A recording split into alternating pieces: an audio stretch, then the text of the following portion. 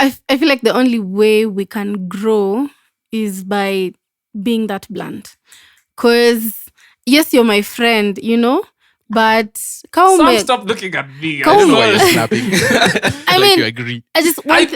One thing I always tell them is, man, okay, we're not friends per se, but we're acquaintances at this point. And if we're to become better as an industry altogether, tunafaa kukosoana,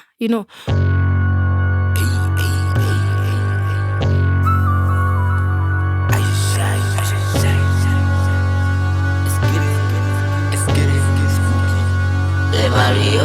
Maleficent lose a fragrance. He can not take we advance. Play with Jovie, take a chance. Bunny mogul only fans. Baddies I got 10 of them, but I'm in love with one of them. Napenda kumbia Kiss FM. Yeah, 100 kaki Benz. Jovie ndekwa millionaire. Alafu nikwe billionaire. Nishike shamba over there. Na kichake somewhere. Plug na mwita somewhere. Jovie activist, cash mwell. Been activist, I'm high as hell. If you're a hater, I wish you well.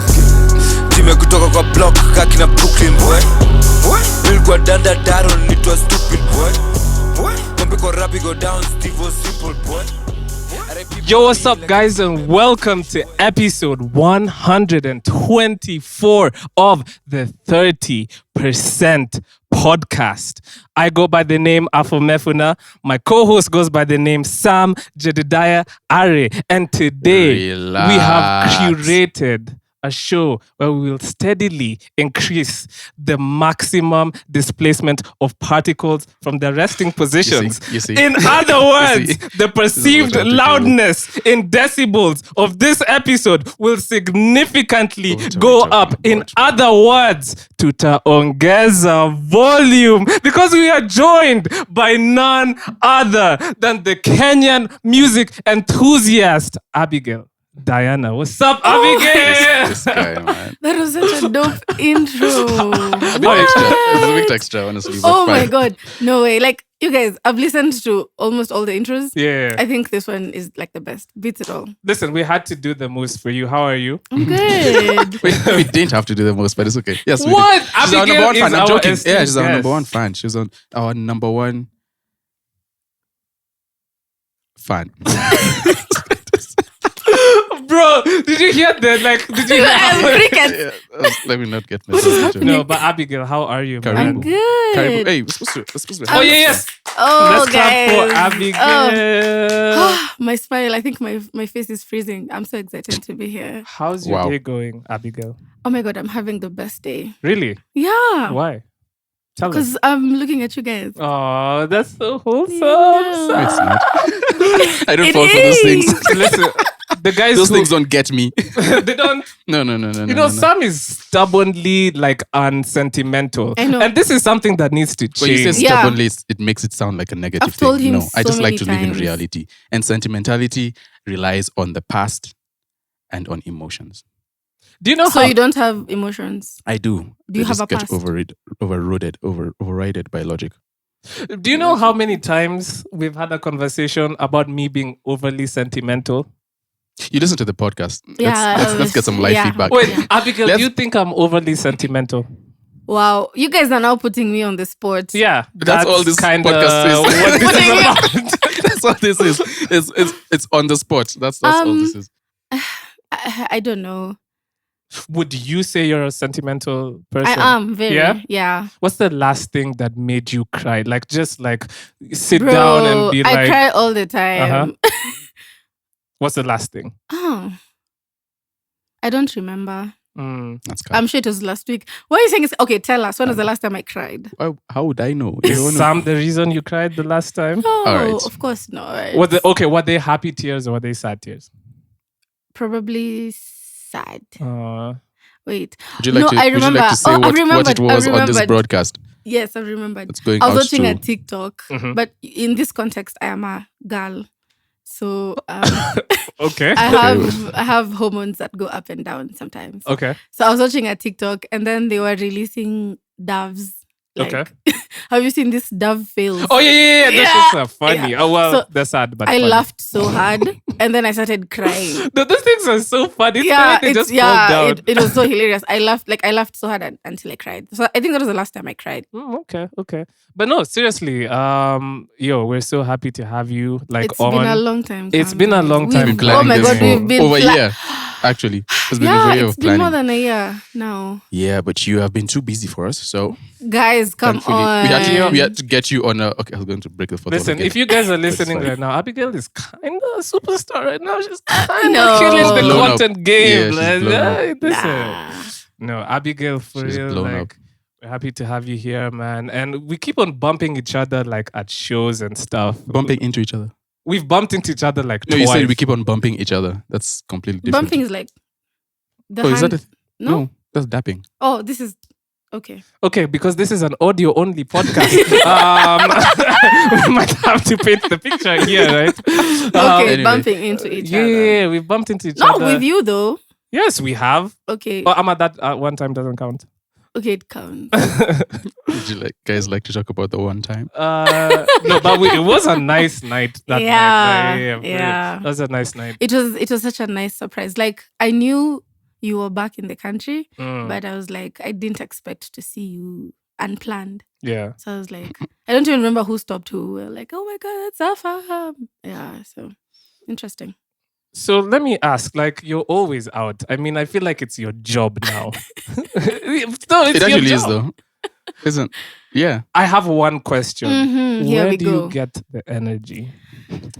Bro, I don't know. But what I've found to be very helpful for me is to schedule rest. Because if I don't schedule rest, then the rest will schedule me. Hey, what? That's so fun. Sam, be more Yeah. excited about this. So there's a lot of times where it gets overwhelming, it becomes a bit too much, and my body just shuts down. Mhm. And it shuts down like at the most unexpected days or weeks.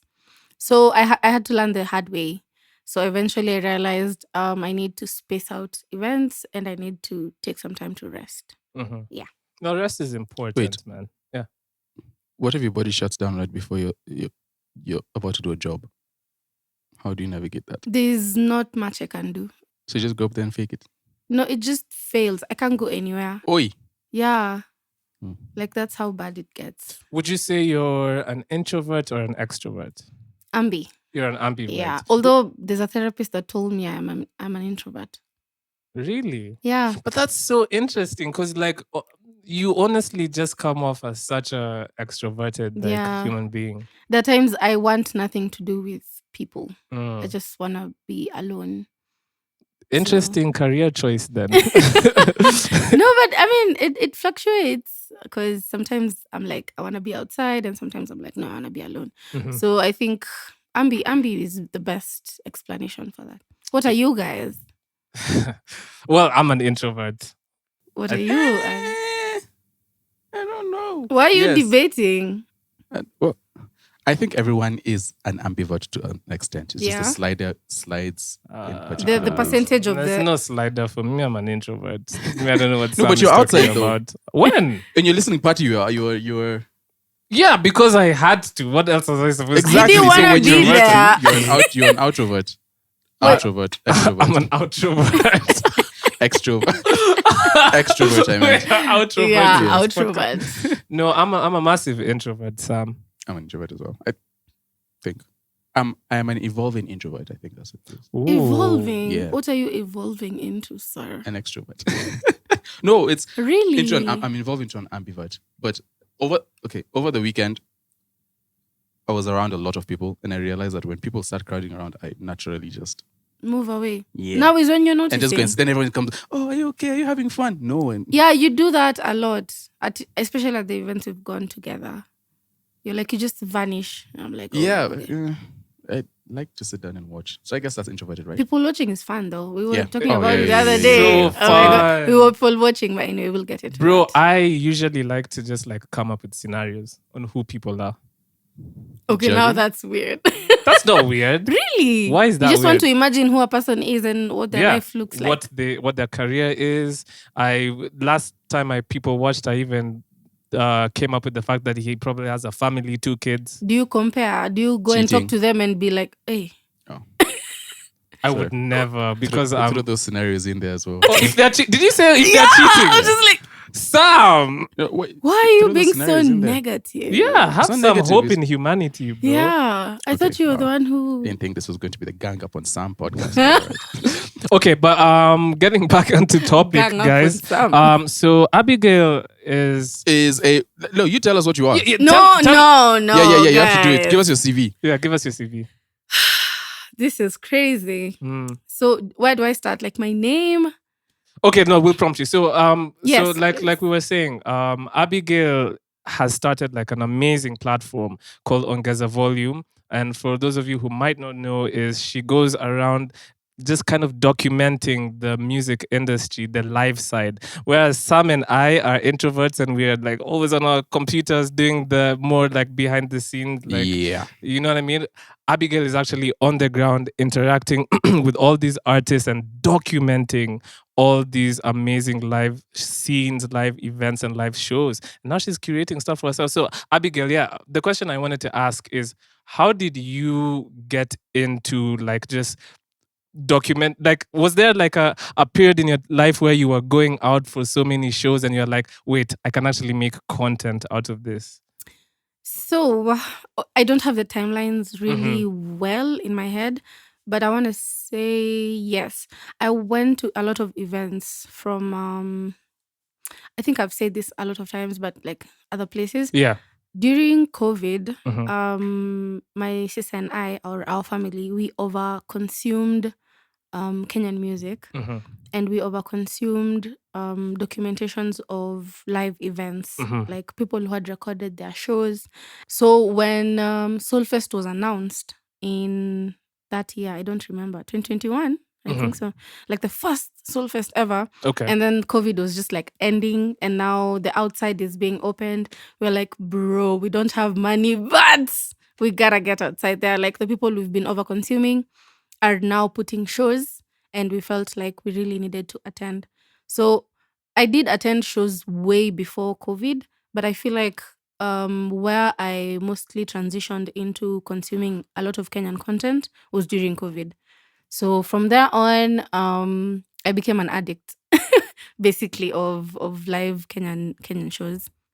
And I realized also during that time, there's not a lot of that documentation on YouTube because you want to watch more, but ziko kidogo. So you just go back to the same old performance videos that you've kept on watching. Yeah. So we started attending shows a lot more often.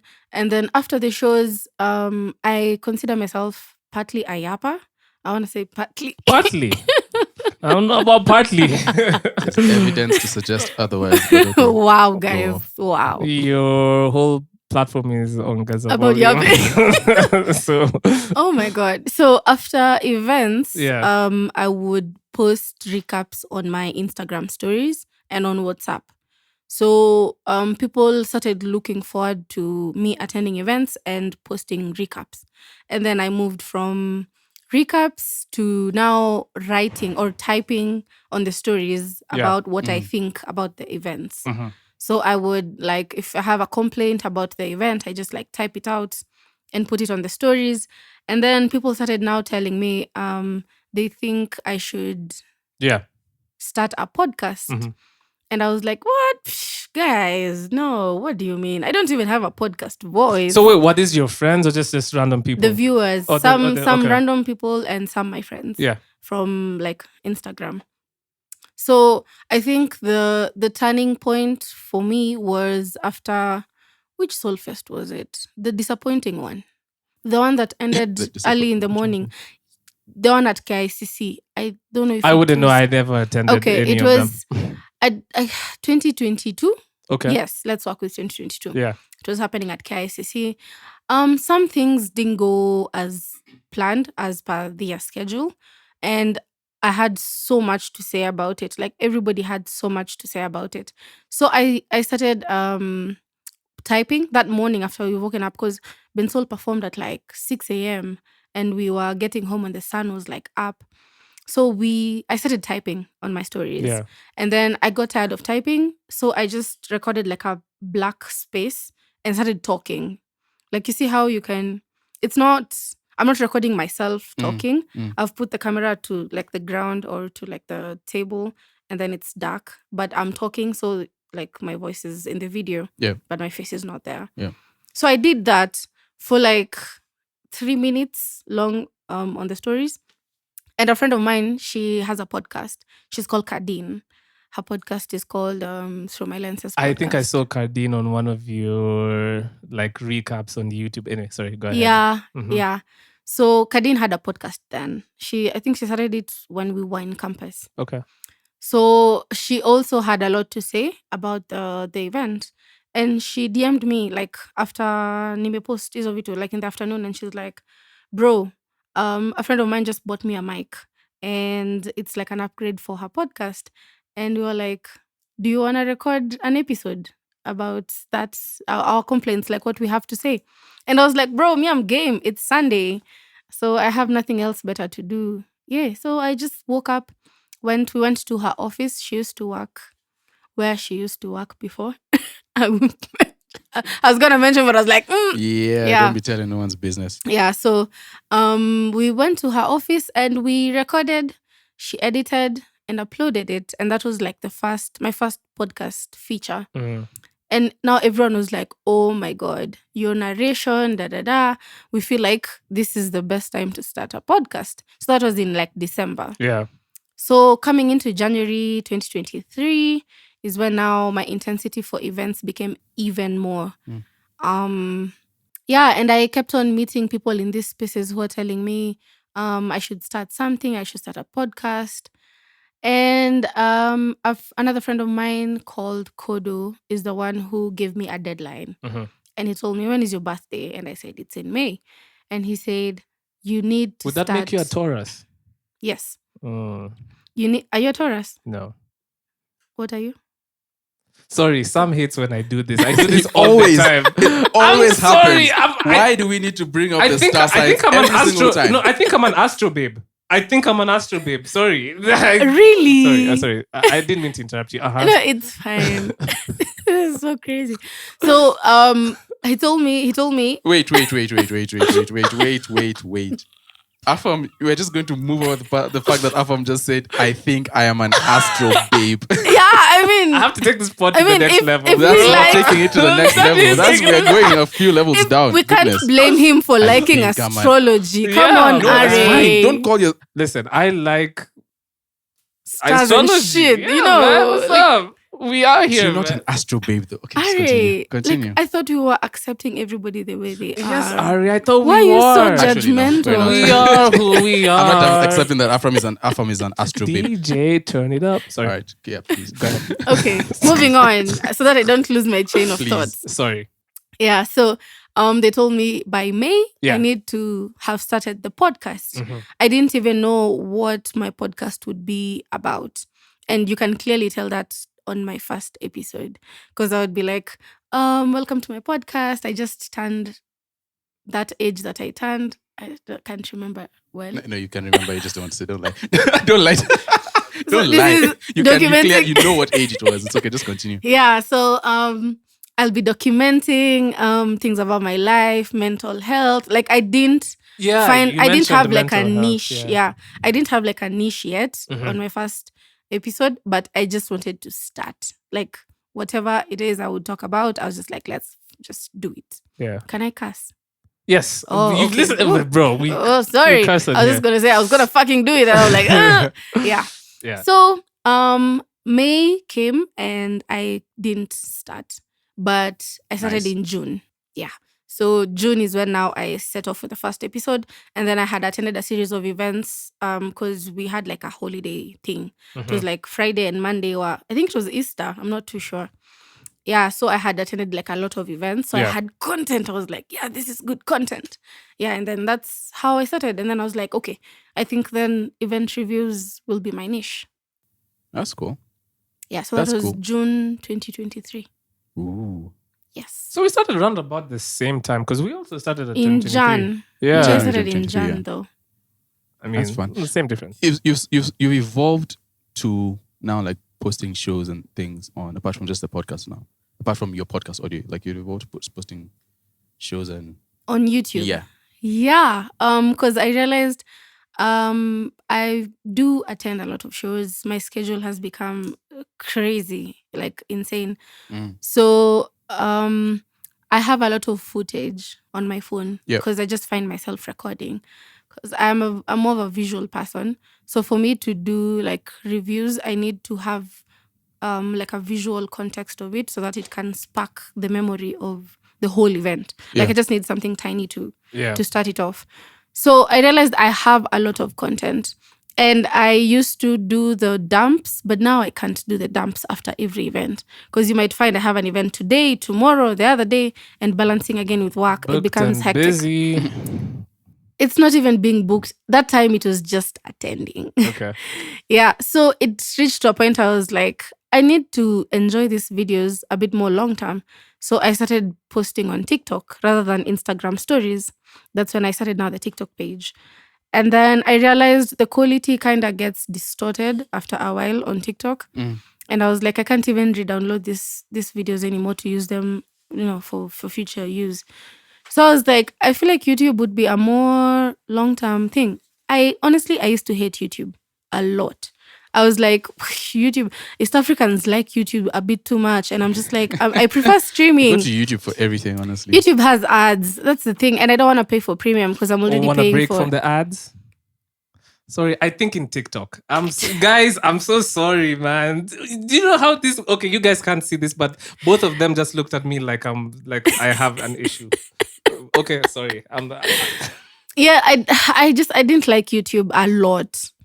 So I that's why I used to do more on TikTok and Instagram. And then I realized YouTube is not even that bad. And it's good for documenting because if I search a video that I posted, I can find it more easily than TikTok. Yeah. So that's when I decided to now start dumping them on YouTube. And I also remembered when I couldn't find that content during COVID. And I was like, what if 5 years from now, I want to remember the events I attended in 2022. So that's why even in the description, I just document and say this was in March 2023, like that. Yeah. So how was that transition into like editing stuff? Had you had any experience like even editing audio, editing your own videos? Like, I think that's what made me took a bit of time before I started out in June. Because now from when people are starting to push me to do a podcast, I have to now do research. Because I literally have no clue on how to do anything. And I didn't know like podcasters I can ask. Ati, how do you start podcasting? So I went where everybody goes, YouTube University. And I am telling you. And I had to learn. That's how I learned about stories as RSS feed or whatever. And how to broadcast to different platforms, And then I also now had to look for an editing software that's free, considering I've always wanted to do either to be a DJ or a producer, either of the two. Oh. Like, it's when I was a kid, not now. Oh. So, so I was like, maybe this is a start. And I've had people talking about some softwares. By that time, I've spent a lot of time around artists. Yeah. So they talk about those things that they use.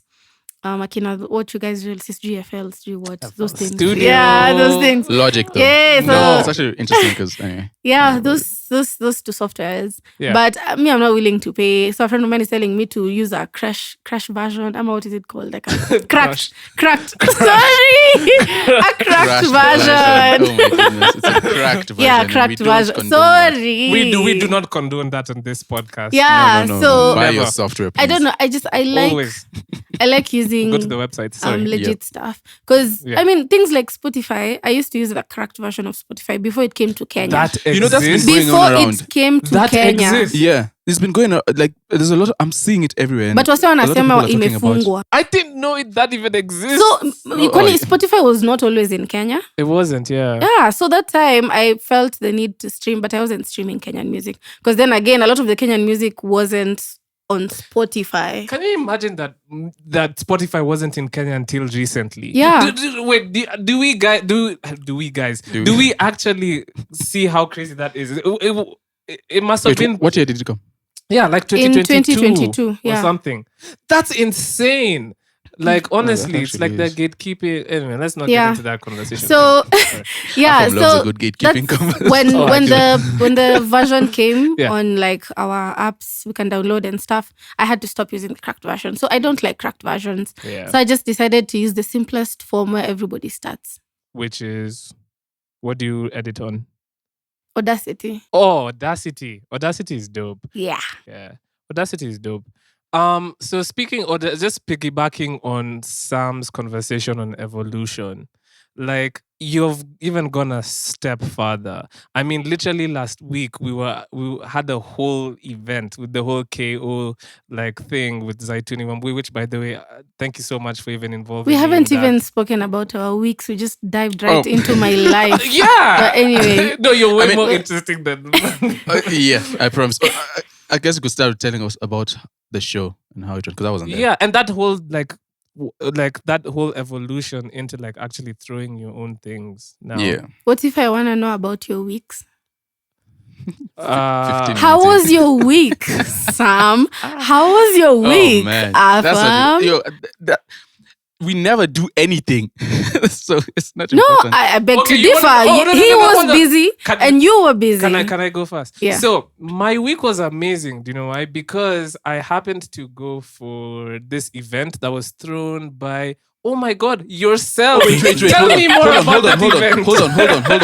hold on. My week wasn't great because I missed the event.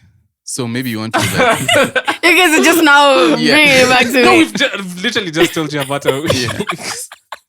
You guys didn't do anything else during the week? Okay, to be honest, I mean, for me personally, I've just been pushing post the release. project. He's Yeah, a celeb now. He was on post-release radio. Yeah. He was Oh on yeah, radio. You've been I was on tour? Yeah, I was on radio. I was on Capital Doing a FM. That radio was tour. great. Oh, Eish, nakwambia msanii wa kutajika.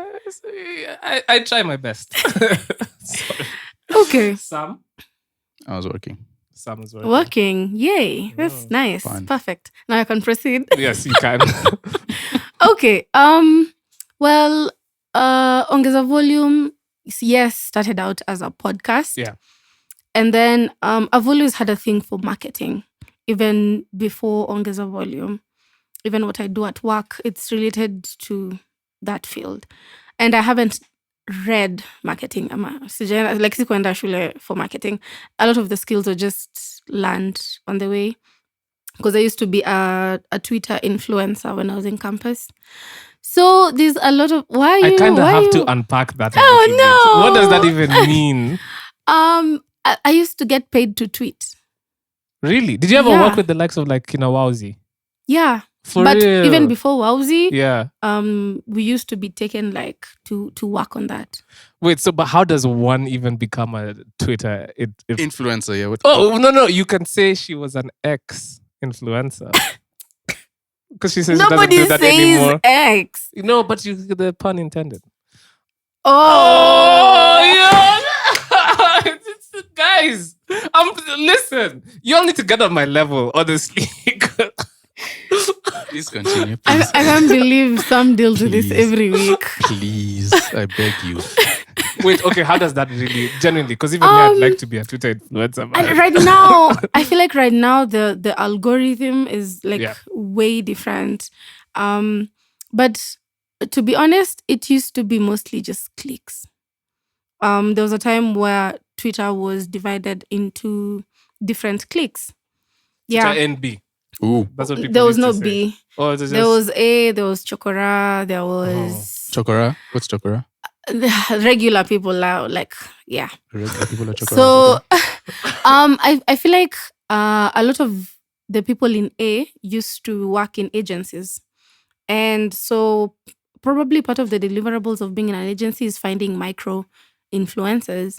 So that's how now we would be recruited and, you tweet. So if a hashtag is supposed to trend, when a lot of people start tweeting about it, that's when it trends. So you're paid to make something trend.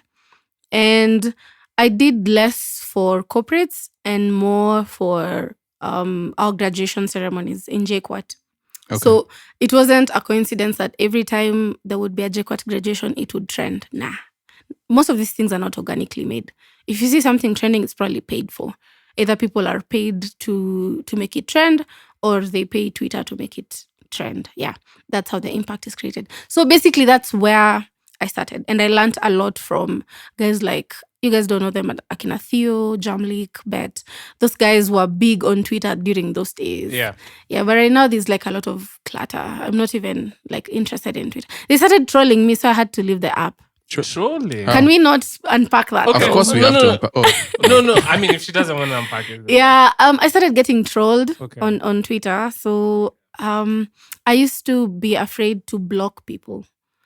Some here talks about boundaries and stuff. So I had to establish boundaries and just block people. And I started now being more active on Instagram than on Twitter. Yeah. The problem I had with Instagram was people seemed to have like a fake lifestyle. Everybody wants to show fake stuff. So I decided to just start my own thing and be as authentic as I can be. And yeah, like portraying the things I love without having to hide, not having to look a certain way and such stuff. It's scary at first, but when you get used to being yourself, that's the only thing you ever know.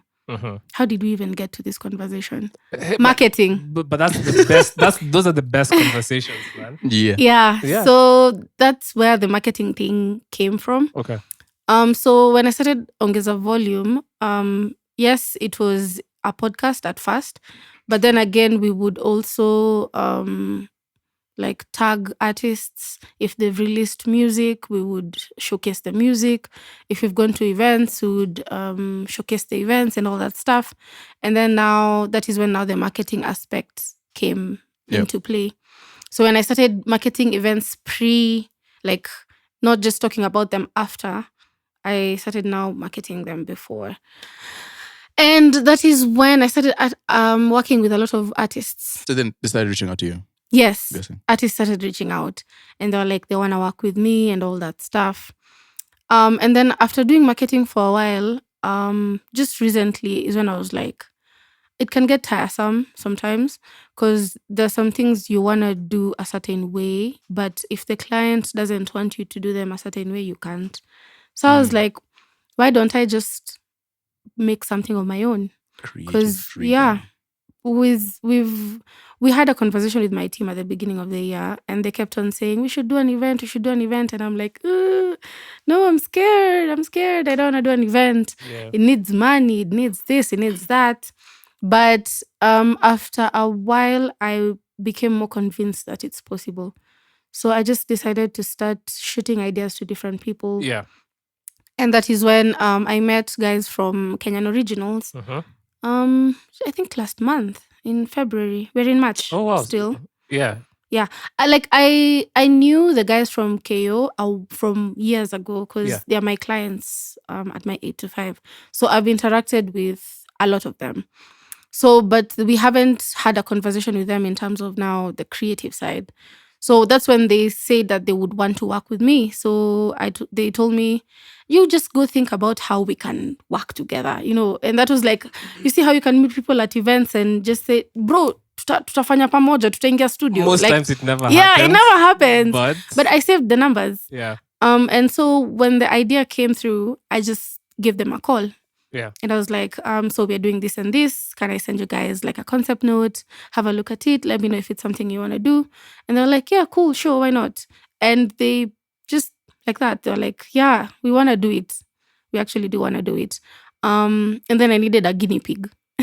So do you want to tell people the concept of the event? Which is me, by the way, guys. I've just been called a pig live on air. You know what I mean? So thanks. Oh my god. Yeah, what's the concept of your show that you're curating? So we usually have new music released every week, every day mostly. And at the end of every week, I usually highlight the new releases, playlist them even. At the end of the month, we have like an overlook of all the releases that have been released in that month. And I do a reel.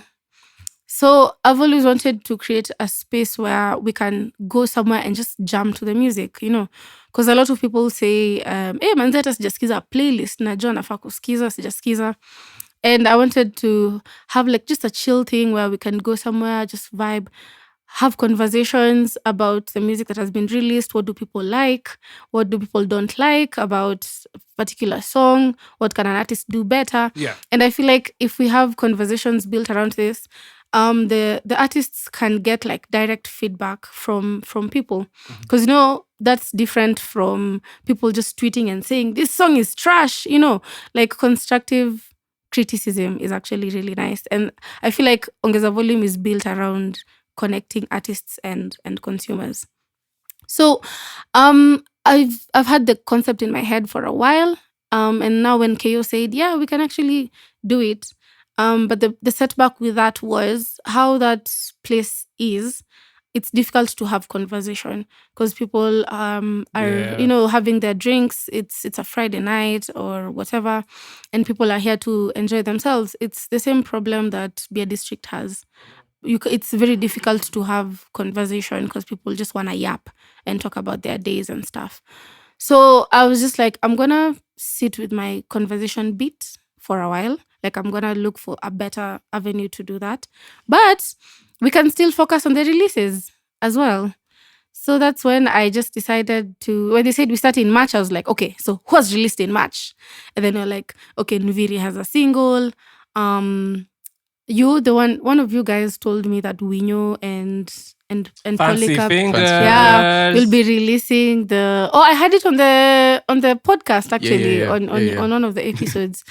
And I was like, can I have Fancy Fingers perform? Can I have Nviri perform? But then again, budget constraints. So I was just like, okay, Afam has released. Let me just start from home, So the highlight of the event would be concentrating on Afam's project. And are you feeling so nice? Thank you so much. Yeah, so we were like, who's accessible from the project? Because the features were Stacey Kamatu, who's not in the country. Yeah. Zoe Kongocha, who's also not in the country. Tyrian, who's in the country, but I didn't know a lot about her. Sure. And also, I needed to prove to KO that it's a person who I have seen perform and believe that they can actually put up a good acoustic performance. So I had to even show like videos and stuff. So Zaituni was the one who had ever seen perform acoustic. Yeah. And that's what we decided to go with. So in such a short time, we were able to have like a quick turnaround and be like, okay, Zaituni is the one performing. Then we locked the date. But this is crazy because this means that artists are going to start like integrating you into their rollouts and stuff, which is pretty cool in my opinion. Yeah. And that's a pretty nice niche to kind of put yourself in. Nobody's doing it. Yeah, nobody's. I feel like a lot of the curations that we have right now, I'm not saying this in bad blood. Please do not come for me. But this is Abigail Diana speaking. Abigail Diana of Ongeza Volume. Go ahead. A lot of the shows have been recycling artists. Oh boy. Okay. Why does this happen? That is not so controversial though. It's the truth. It's the truth. So mostly I do understand that at the end of the day it's business. Yeah. Money has to be made. And in order for money to be made, you have to call somebody who's going to bring numbers. We need people who can take risks. Trust me releasing music, usually when you're new in something, people just want numbers. They're like, oh, but like, are the numbers up before they can actually like want to push you or do something? Yeah. I hate it so much. Wait though, but do you think, let me play the devil's advocate. Do you think it's because there are not many performance-ready artists? Good performers. Good performers, yes. Performers like are it's there. just a small pool. No, but that people. doesn't matter. To them, it's like you can bring an artist who can sing their socks off, but if they don't bring a crowd, they don't care. You know what I mean? If they don't have the numbers in quotes. It's interesting though, because then you have artists who bring numbers, but their performances aren't trash. Yeah.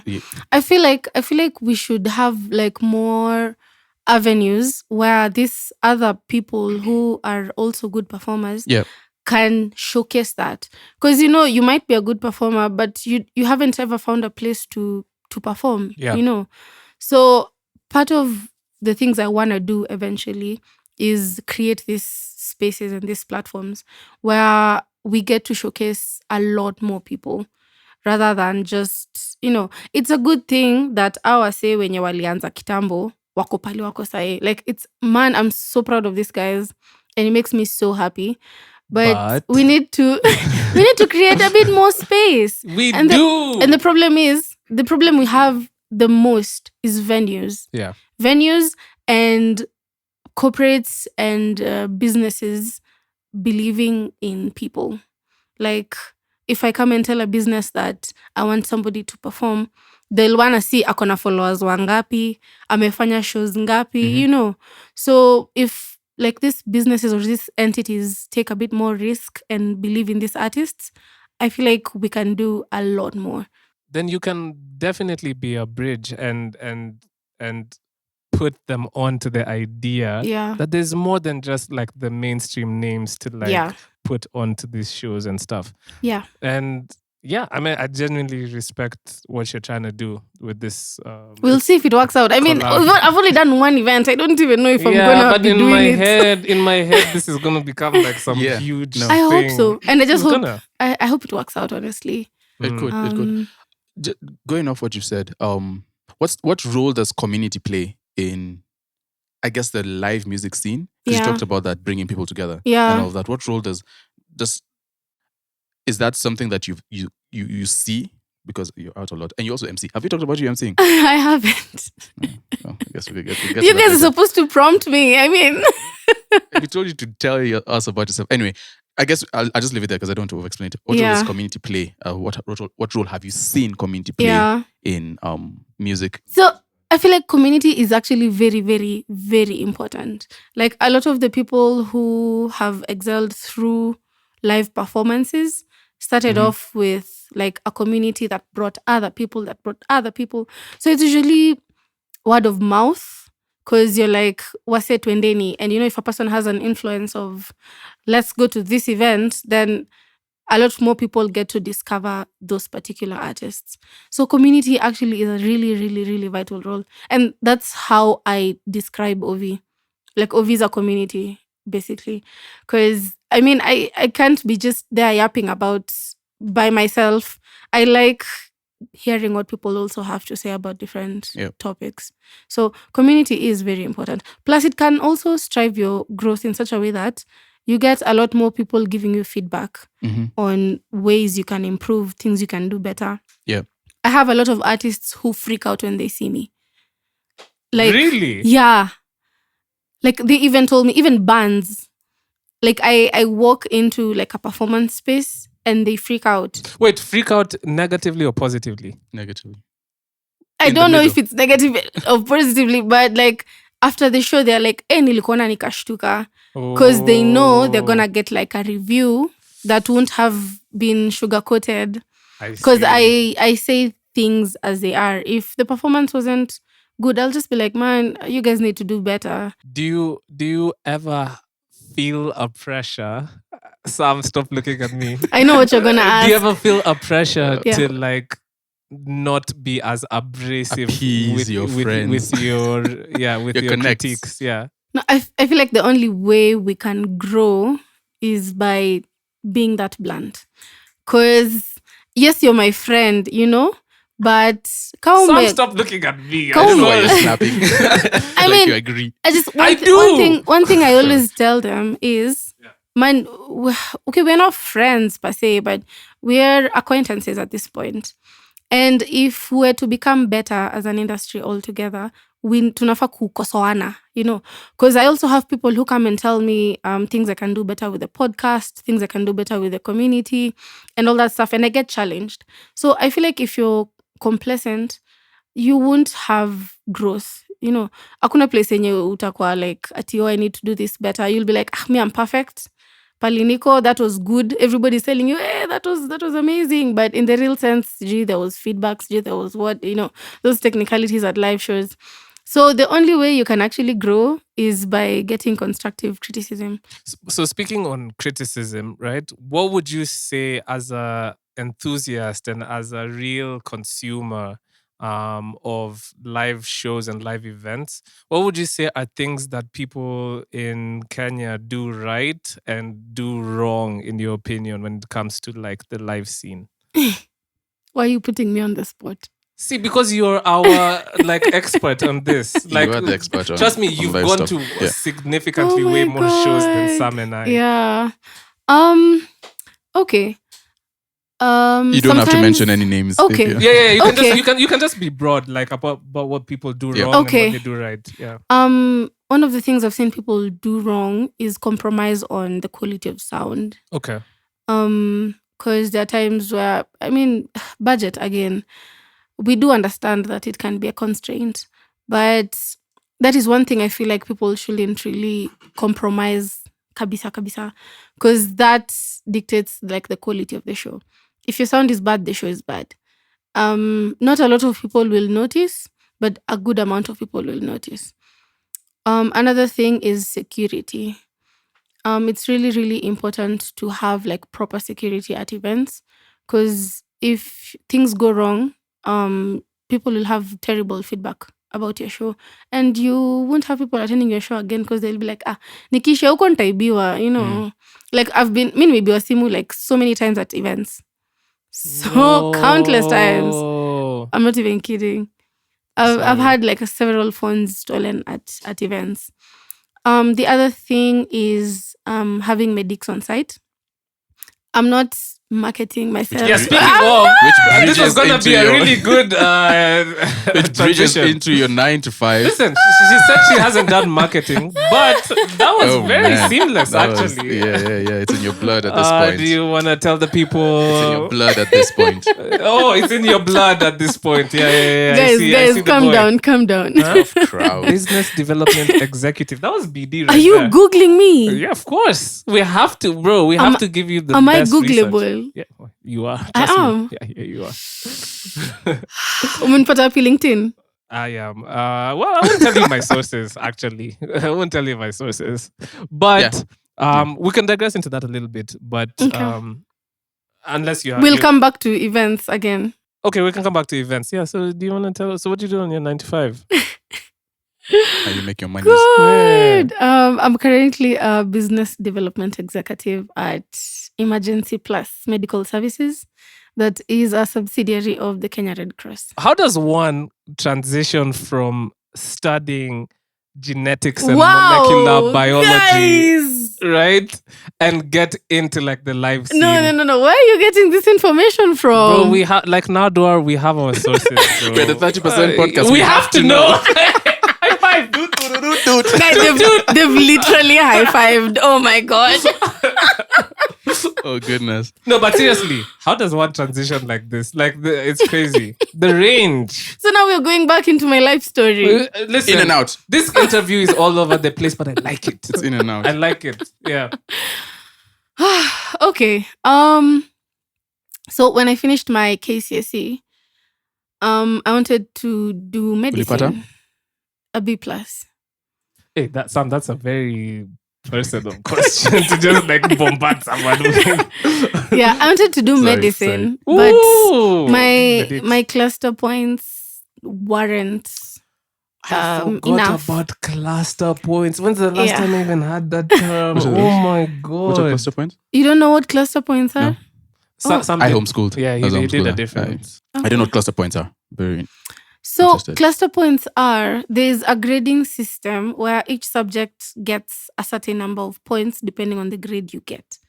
So they get to add those points from that grade and your marks into some certain weird mathematical formula that now dictates that, okay, medicine, if you have 86 points, that is what you can. If it's this course, it's this number of points. This course, this number of points.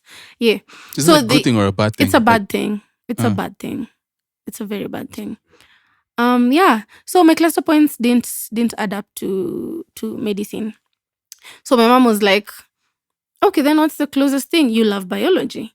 So what's the closest thing to medicine? So that's when I was now like, okay, Jake, what it is, because research, Yeah, so the closest thing to medicine in JQuat that I could find was genomic science, which is genetic engineering and molecular biology. Oh my God, that's so crazy. It is. So are you guys like with microscopes 24/7? Yeah. Wow. So I chose it, got selected, went into JQuat. The first year was so exciting, but we had this lecturer who kept on telling us, I know all of you are studying genomic science, but some of you will end up being bankers. Some of you will end up being salespeople. Podcasters. Some of you, and we were like, no, that's a lie. We all want to be scientists. Yeah, we should have listened to her. But it's so true. Now you go to live events for a living. This is a podcast with a molecular biologist, a therapist, a psychologist, and I would have been. What are you? I studied medicine for like 3 years. Dropped out. What? I wouldn't say dropped out. Really? I decided to pursue music. Yeah. That's crazy. Yeah. So I really resonate with like your story. Yeah. When I was in third year, I ended up doing a lot of social activities. Like I became the chair lady for Red Cross, the chapter in campus. And just among other things, worked with NGOs, just everything outside of my classwork, basically. Like I went to school to do everything except reading. I know. I know how that feels. Yeah. So when I went to do my attachments at a lab, I did my attachment at Calro. I think Kenya Agricultural something. Okay. The one for like plants and animals and stuff. Yeah. That's when I realized I don't want to do this shit anymore. I was like, why? It was too quiet. And this is Ongeza volume on the podcast, and we need to just turn up the volume. Sorry. I don't know. I felt like being alone with my specimen, looking into a microscope, doing whatever. I don't even remember most of those things, but doing whatever the hell I was doing on those slides, wearing those protective clothes and just not using my phone. I was like, So I called my mom one day and I was like, Niko job, yes, but I don't think this is what I want to do with my life. And she was like, you just get your degree for me. Yeah. Just finish school. African parents. A tale as old as time. Just finish school for me and then we'll figure it out. And I was like, okay, cool, nice. And then COVID hit. When COVID hit, I got a bit too bored at home. So I started selling boxers for a friend. Okay. Hustle. Hey. You've asked me how I got from genomic science hustle. to... Go ahead. You asked me how I went from genomic science to Red Cross. Don't laugh at someone's hustle, man. I'm not That's laughing. the hustle. Where's the proof I was laughing? There's no proof. It's Abigail who's laughing. It just it's fine. Oh my God. Okay, you're selling boxers? I sold boxers and I used to get like 50 bob from each boxer that I sold. Okay. Yeah, but Makiu, I'm doing this at home. It's COVID, there's lockdown. And the shop that the person was selling the boxers from was in like Kiambu or something. So I was just marketing for the guy, but using my own page. So I would close the sale, connect to the guy who's selling them, get my 50 bob. I got a lot of money from that business, by the way, because I used to call myself Pediwama Boxer on Twitter. Okay. People who followed me from Kitambo know this story. I love it. I love the tenacity. Because when you're in school, you get to ask your parent for money. But now you're at home. So you have but to figure sometimes shit out. I need to go outside because sometimes I would feel like I was suffocating at home. So I need to like come back to my place and chill and stuff. But I can't ask for money to do that. So what do? I sell boxers. Sell underwear. Yeah. So but akaanza kunicheza pesa. So I was just Surely in that kind of business. Yeah, he wanted me to marry him. Wait. He wanted it to be, he gave an example of bonfire adventures. how it's a couple that is running the business. That's kind of romantic. No, I didn't like the guy. Close. He was my boss. Oh no. Okay, yeah, that's definitely not romantic. Oh, sorry. I mean, I was doing marketing for him. Completely take that back. Yeah. Oh, man. So he was like, he wants to marry me. I haven't even finished school. That's icky. I haven't graduated. Yeah, that's icky. I'm so young. I'm not even like 25. I'm like 21 or something. Yeah. So, that's how I had to quit. I was just like, no, I can't sell boxes for you anymore. And then I started looking for jobs now. I started applying for jobs, internships, and that's how I landed my internship at the Kenya Red Cross. I didn't have the skill set because they were looking for a sales intern. Okay. I didn't even know what I'm going to sell. I was like, what the hell is Red Cross selling? So I was just like, there's only one way to find out. Yeah, went for the interview, thought I flopped. But come on, it's you though. Why would you flop? A whole molecular biologist. It's so different because when you get there, they tell you EMS is a subsidiary. It's not msalaba yenyewe, and then it's a whole thing. So my scope, being the chair lady in the chapter in campus, is different from the job description. But I kept on talking about what I was doing in campus. So that's how I thought I flopped the interview. But turns out I passed because, they said I was convincing. So that's how I started in December 2020. Remember, I haven't finished school.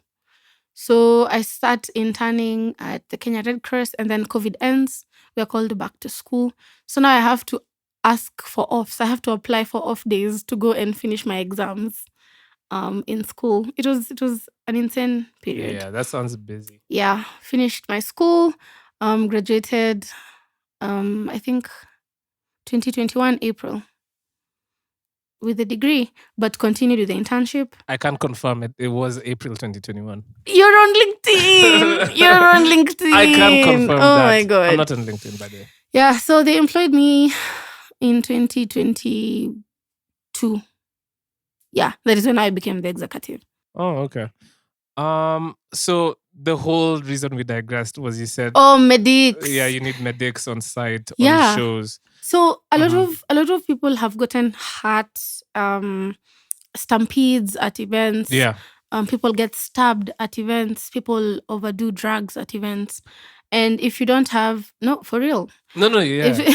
If you don't have people get headaches, small things. If you don't have like either an ambulance or medics at the event, it becomes a bit problematic because that's also part of like customer service. Let me tell you, a good example is a company in Kenya usually has an ambulance at all their events, even though they're having like a CEO meeting. They have an ambulance there. If they have, they're just careful. It's good because you never know what might happen. Like, I know it's like selling fear, but it's actually very... we saw what happened with the whole... it's not in this country, but with the whole Chavez thing. Yeah. The one you were talking about. Did you ever mention it on the podcast? Probably. Yeah. Because it was big news at the time. Yeah, so it's really just important. We can go back to other things about events. Yeah, what else do you think people are doing good or not? Doing good, keeping time. Wait, people are... No, people are not keeping time. Okay. Of course not. There's no way that would have been no way. Yeah. Why can't people why can't set time start when they have to start? There's a lot of factors that would influence that. Either msanii alichelewa or soundcheck ilichelewa. Mostly soundcheck ndo uchelewa sana. And if soundcheck is late, it's either wase wa sound walichelewa kuset up or the artists wenyewe walichelewa soundcheck. Yeah. So if soundcheck is late, then by default, the schedule of the event ends up being late. There are some events where the gates are open, but people find soundcheck is going on. Yeah. I am an example. Sorry, guys. Is that what happened? Yeah. But to be honest, at my event, didn't really notice though, because people were vibing, so it was kind of cool. Yeah, so but these festivals, it's usually kind of embarrassing. Yeah. When gates are open and soundcheck is going on. That's why big festivals like Blankets, they do soundcheck the previous days, like a day before, 2 days before. Even Soulfest, they do sound check like days before. Yeah. What else? If I think of something else, I'll mention. Okay, so here's a curveball. Well, it's not really a curveball.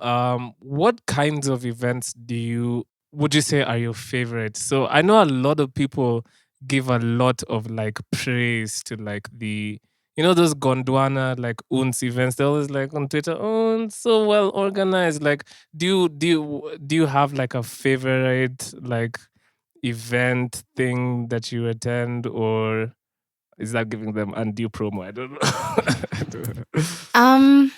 I usually tell this to people. I don't know if I'm allowed to have favorites anymore. Oh, yeah. I get that. Yeah, I don't know if I'm allowed to have favorites anymore. I but completely get that. If I have a favorite, I'll definitely mention it on my podcast. It's called the Ongeza Volume Podcast. So we don't get this exclusive. So we just don't get this exclusive. That's what I'm hearing. No, but what you can ask me is events I've enjoyed in 2025 so far, maybe. I can, but do you ever see yourself going for yes, yeah? But I like when he does that. But do you ever see yourself going for like a lot of these like UNS and different like genres? Or if I tell you I like UNS, would you believe me? I don't think. I wouldn't think it's your go-to. You're more of an Afropop kind of. Yeah, but I do attend them. Really? Yeah. Which one? Which was the last one you attended? It's been a minute, of course. I was to go to Kunye, but we went to the press brief, and then it was the same day that McKinley was doing the 24-hour world record thing. Yeah. So it was difficult to move. But I feel like the time that I did attend UNS a lot was in 2023. Yeah. I think that's when I was in my UNS era. I still like it though, but have you gone to any shows out of Nairobi? Have you ever traveled for shows? Beneath the baobabs and all that. No, stuff. I wanted to go to BTB, but you have to have a solid budget. Yeah. I don't think I have. No, but at this point they should be. Have I? So this is actually interesting. In terms of budgets, you've been in the live space a lot. What do you think about ticket pricing? Like what people are doing. Good ticket question. pricing? It's relative to what people have to offer. What I would say about it is, if you're overpricing, make it make sense and give me value for my money. Because you can't put a ticket at 10 G's and not give me value for my money, What's an okay price, like just for the regular working person, like for a show, do you think, in terms of balancing the consumer side and the artist throwing the show? It depends with also if the people have sponsors. Because I've been on this other side. We organized my first event together with my friends and Nawiri Entertainment, Woza World, last year. That was like my first, Woza. Being on the other end of organizing an event, there's usually a lot of money that is needed to have an event be successful. And tickets don't necessarily cut it in terms of catering for all the costs of the events, honestly, if you're to like make a profit and stuff. So there's no particular okay price. Okay. If you have sponsors, I would say, let's say Alibad to be like 1,500, thereabout, and then maybe this other one like 2K, and then maybe get tickets like 3K. That would be like the most affordable, that would have like a lot of people coming to the event. And what do you class as value for money? Because remember we were talking about that guy's I'm sorry, I forget his name, but somebody did a review on the Mad Fun experience, and they were like, okay, as much as like it was whatever, but there was no real experience. Like we didn't really have an experience. Yeah. Because I assumed they anticipated there would be way more than just the music. So what would you say is like value for money when you go for like events? Imagine it all depends with the curators. Because, that's all now the curator's mind. Because if you look at an event like Soulfest VIP, everybody was given like a raincoat or like an umbrella or something. There was a hamper, there's food provided, and it's expensive. to get that VIP ticket. But then again, there's other things that there's value for just apart from the live experience. So that's what I mean by like value for my money. Is there like other visual experiences apart from just the music? Is there like a gaming section? Is there like, there you can just play around with the idea you have. There's somebody who was saying kuna uhaba wa curators like in the country. Uhaba ni? There is a scarcity. Yeah. So there's somebody who said curators are not as many, and if they're there, there's no space for them to express themselves in terms of bringing events to life. So I feel like if curators would express themselves more, then that's how you can get more value for your money out of the events. Because there's so many ways you can create value. Abigail, you have an unlimited budget in 2 minutes flat. Just describe for me the best. That. No, please. Just describe for me what in your head would be the best. Who told you I'm a curator? I think you are. I think you could be. You've been. Yeah. You've been to enough shows to know. Yeah. You guys are putting me on the spot. Yeah, it's on. Make the best what we're event doing here. Ever. Go. Oh my God. I don't want to answer that question. Oh my. Okay. For me personally, in my when I go to an event, the food has to be great. Like I have to go there and like there's good food. Yeah. I'm not one for like many like. If I'm seeing people doing body modifications, I might find that interesting. But it depends on the type of event. Like tattoos. Yeah, and stuff like that. Oktoberfest used to have tattoos. Yeah, that would be... you have all the information. Wait, guys are going outside and just getting tattoos out of the open. Why not? And piercings. Why? I'd like to see. I don't get that. But like it looks like oh my God, I've just remembered something. Something about events that people need to do better. Oh, okay. Washrooms. Yeah. Okay, we can continue. Like that's key. That's probably number one, honestly. It's people take it for granted. A lot. I'm gonna sound so capitalist. I want VIP sections that feel like VIP sections. Yeah, that's something that people always bring up. Because it's so annoying. Like, that's why most people now prefer not to have a VIP section. Yeah. Why pay for a VIP section if it's just gonna be at the end of the night be normal, more or less. You know what I mean? Like curate better experiences. If that's what you want to do, give the VIP experience. Do it better. What else would you want? I remember the old. you don't need for the artist. Maybe you don't need therapy. A debrief. The old Oktoberfest used to be like a village, like a proper festival. Mm-hmm. So there was like sections for everything, like everything you can imagine about an event. It was there. There's like food from different countries that you get to sample. There's like a place where people would go game if you're not interested in. I would like that. In like the music. Yeah. There's different stages where if you don't prefer this artist, you prefer that artist. Yeah. But now the problem with having different stages was they never used to keep time. So you're looking at the schedule, an artist is supposed to perform at a certain time, and it clashes with another artist that you want to see. It's a harder gig to run when there's multiple artists doing. But they have a budget. Oh, so it's their fault. Okay. Yeah. So I feel like Oktoberfest used to be like the older ones. They used to be like it used to feel like, and then it wasn't expensive. Yeah. And then the tickets used to be redeemable for like a can of beer or something. Ooh. So the experience was good. I don't know what happened there in the middle that went west, but it used to be. You're interested in doing what? Like being part of curation, advancing the live scene, or are you just there to review? Yeah, I think it's something I would be interested in doing because you look from the sidelines a bit too long and you want to make a change. Yeah, you're saying like okay, that's so, what the wrong thing is, and they're not fixing it. Okay. Having that conversation, the things that you get to learn is behind the scenes that you're like, oh, so that's why this happens. So that's why this happens. And then it just blows your bubble. And then you're like, do I want to do this anymore, really? And then you become a realist and you're like, Like him. What's the name you guys use? Jaded. Yeah, you guys say jaded a lot. We're so jaded from this industry. You know how people be like, oh my God, look at Celebrity X. Oh, wow. I just look at them like, oh man, now you know what's happening behind the scenes. It's like that and all. Okay, cool. On the spot. Okay, I'm going to put you on the spot.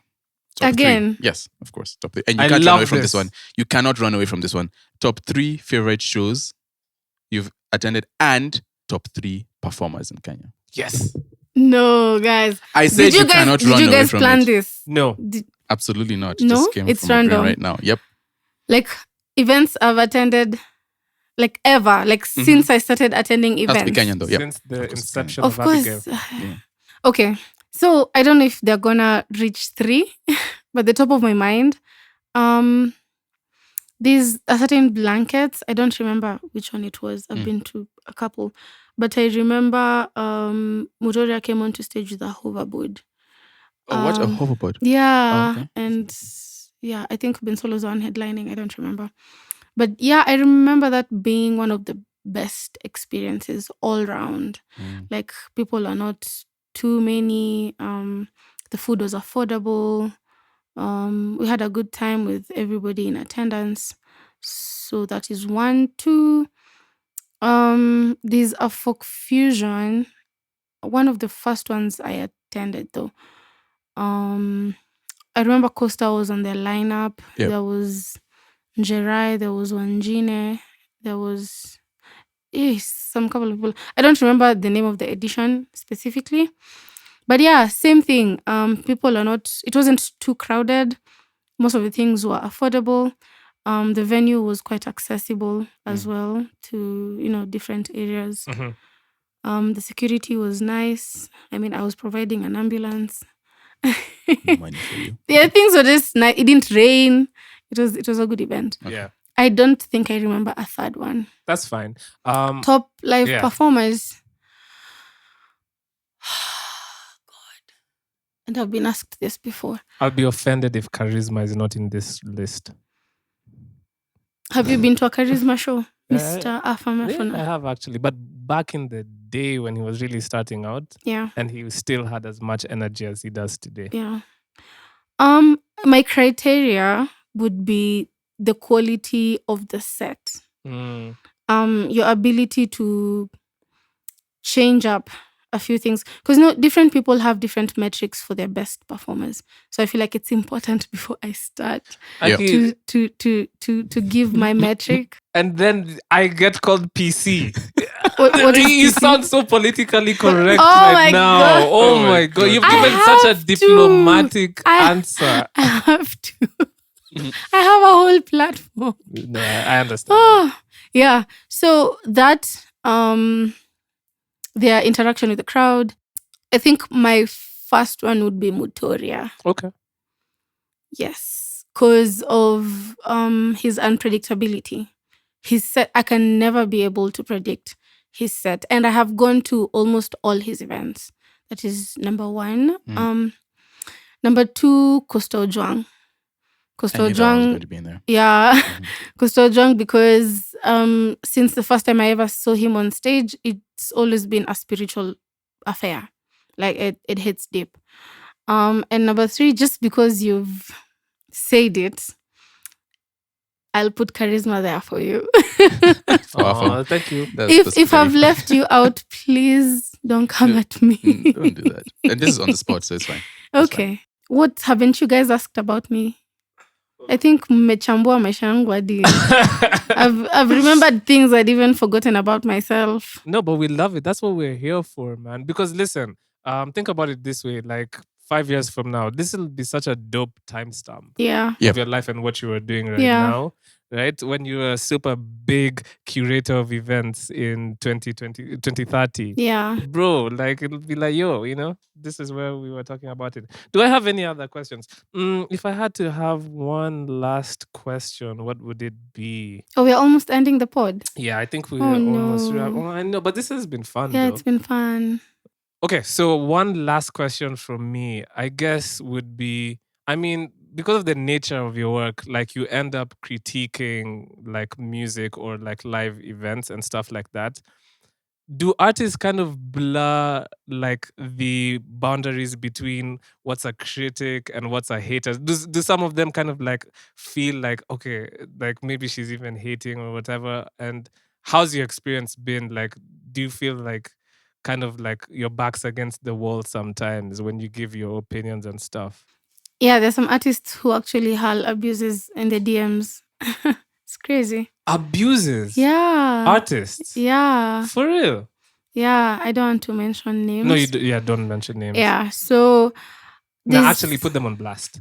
I was about to say, like, what are we doing here? Yeah, that's exactly what we're here.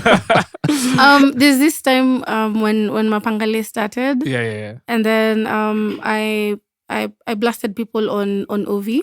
Mm-hmm. And I said it's not a nice thing to make a song about. Yeah. Because at the same time, I mean, there was femicide and all that stuff. For sure. So I was trying to bring out that side, or that opinion of Mapangale isn't a good thing to sing about. And Motif Didon just DM'd and said, fuck you. And I was like, cool. Okay. Yeah. Okay. So there's something that that's not something you can avoid, though. Yeah, I'm honestly used to it at this point, because not everybody has something nice to say to you. Yeah. And you're kind of also attacking their insecurities and stuff. So it's fine. So I want to answer your question about haters. Sure. There's something a fellow critic mentioned, and it gave clarity between the two.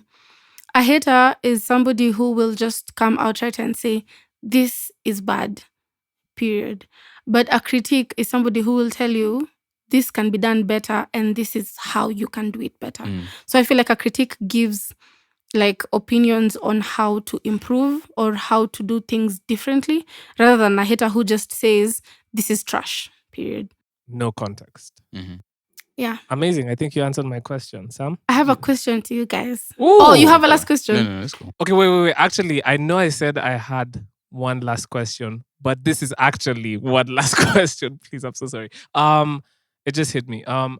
So I know you said like sometimes people freak out when they hear Abigail Diana. Okay, it's not usually that creepy. But have you ever been like okay, nah, she like maybe they knew you were coming and they're like, nah, I don't think we want you here, or like have you been denied access like at the door? They're like, nah, you're not allowed here. I don't think it's that serious yet. So it's not deep. Okay. Yeah, because also I'm not that famous, honestly. I haven't been denied access. Okay. And also, most of the time, I do buy the tickets. So unless I'm on the guest list, that's the only way you can deny me access. But other than that, not yet. So my question to you guys. What's your question to us? What do you like the most about what Ongeza Volume does? And what do you think we can do better as Ongeza Volume? I have a feeling this is going to be on your podcast. Sam, do you want to go first or should I? I think for me, it's the community aspect of it. It's both community, bringing people together, but then it's bringing people together, and this will be the second one, bringing people together to talk about these things, because these things are not usually talked about, right? It's the conversation. And so I think that's one of the things. I like that there's a lot of different pockets of people bringing light to different aspects of the music industry that the radio would not focus on or TV would not focus on. Like you're talking about the live events and the show and how to put on a show. Here we talk about like the back door, the music industry, and what's not usually talked about. So I think that for me is that's the thing that really drew me to it, is just having a platform to start a conversation that usually is chini ya maji, and people talk about in their little circles. And then, ground, yeah. Yeah, so that would be it. What do you think we should do better? It will be cool when to have more guests. I think have more guests, especially people like running. I think eventually it's going to happen. Like when your platform grows and then you become like the go-to person for shows and things like that. Then they'll want to come on the podcast to like do promotion and stuff. Then you can actually like have the real conversations and not just sit there and like be smiley and happy, like actually have the conversation that furthers the live side. But yeah, that would be, I guess, my thing is have more guests on there that would bring more light to some of the things that maybe you might not have complete knowledge on, sort of. Yeah. Let me tell you, one thing that I didn't think about when I started a podcast was how expensive it would be, especially to go visual. Yeah. Oh, visuals are expensive. Oh my God, I'm dying. Anyway. To answer your question, I mean, I'd have to echo a lot of what Sam said, to be honest, because the real thing is you have this power to bring people together, I think. And I told you that like on your in the KO show. It's just like highlighting what's going on. I love the fact that you're always at the listening parties, like documenting that stuff. And a lot of times artists want to feel seen, and I think you make them feel seen. And I think that's very, very important, because sometimes you're out here making this art and you just don't feel like anybody like values it. And I think just your presence in the space makes the artist kind of feel like they matter and like like they exist, you know what I mean?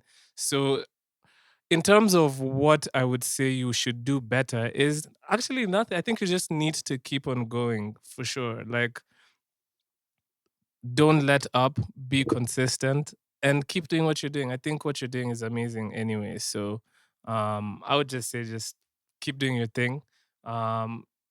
And you already doing big things and talking to big people. And so I think you're already You on the guys right keep on trajectory. saying that, but I don't see it. You're running promos with Ben Sol and them. Like, bro, you're out here doing things, man. Like, so I feel like your trajectory is on the right path. And if you just keep going, like eventually you'll really be successful. Yeah, and, you're in a really cool position to have like an impact on the live scene and on the music scene as well, because live is definitely part of the music, right? So, like I said, it's just part of that. And documentation is so important. If you look at like platforms like GRM Daily and all those, like in the UK, SBTV, people who see those things or who know about that scene will know. It all started by people being like, "Aight, let's go and film Kina Skepta doing freestyles in a random place or whatever." Like just documenting what's happening. And then eventually they end up becoming such massive platforms, and you're like, wow, this only started because you guys were filming people doing freestyles and stuff like that. All of a sudden it's a whole brand. So that's why I'm saying you just documenting stuff is so important, and that will grow into something that you might not even know. It could even become a label. You never know. It could become something even way bigger than that. So yeah. Do you guys get tired of this production? It can be tiring because doing a podcast is definitely very difficult. Like people don't know about the hours of production that goes on, and then it becomes monotonous sometimes if there's no news. So it's like, what do you talk about and stuff like that. So I mean, it's natural, but we do it because we love the Kenyan music scene. Yeah. And I think for us that overrides our own personal feelings. I feel like. Yeah. Do you know you guys are the ones that have been inspiring me to be consistent? Oh. Well, you inspire us too. Guys, don't do that. First of all, the way you and Sam are always out, I'm like, I love it. Inspiration all around. Well, yeah. He's so difficult to convince, though. But you convince him. I still end up getting convinced at the end of the day. That's all that matters. That's really what thank you for being here and replacing him like once in a Replacing? Sam, if me, I can't be talking like that. Sam, see, me, I wouldn't take that line down. I wouldn't take that line down. Let's go. But Abigail, so I mean, as you know, at the end of the podcast, usually when we have interviews, when we have guests over, we usually like them to highlight a Kenyan song that they're really listening or that's in their rotation. And put on a Kenyan artist, a Kenyan song that you're listening to. Really? At the moment? Yeah. Just any Kenyan song that you're listening to. Yeah. There's a song that was released last week by Wanjine. It's the one that I've been putting on highest rotation, honestly. Hata nileka kwa stories leo. It's called Twero. I think he has a project coming up soon. I think so. So probably one of the songs of the EP, his EP. Yeah. So you guys are about to listen to Twero by Wanjine.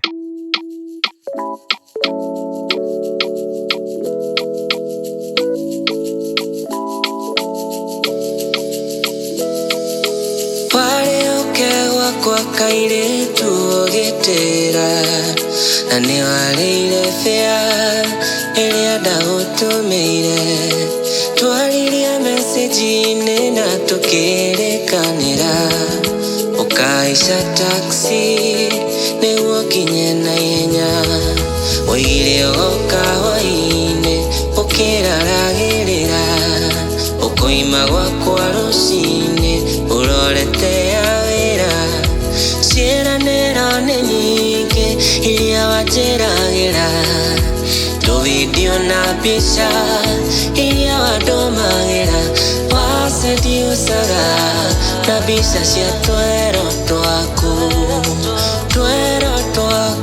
cori twero twaku nana mbica cia twero twaku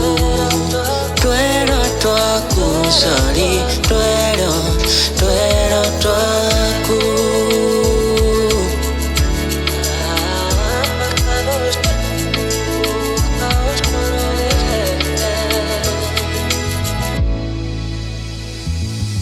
ndakorera thimo wanjĩrire wĩnjĩra ona wahaica nduthi njamu ndĩgagũkore mathaa magĩthiĩ ũkĩnjĩraga atĩ ũrĩ o njĩra ciakinya thaa thita ndahũrũkĩrenga wambirie ũka hwaĩ-inĩ ũkĩrara njĩra ndatũma message ũkamĩrorera ona niĩ ndarĩ na maingĩ ndagũcoragĩra ndoigaga wakinya kainũko kĩkĩaga wacendiucaga na mbica cia twero twaku cori twero twaku nana twero twaku cori twero twaku oh yeah tũgũrũ twaku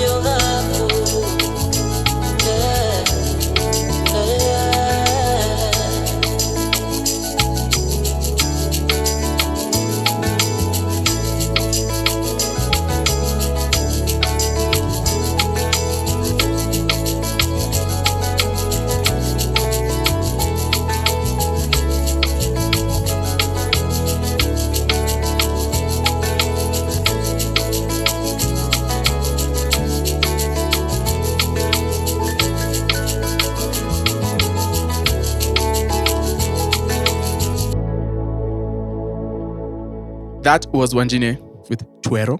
I hope I said that right. Twero. And this is Abigael. That's so good.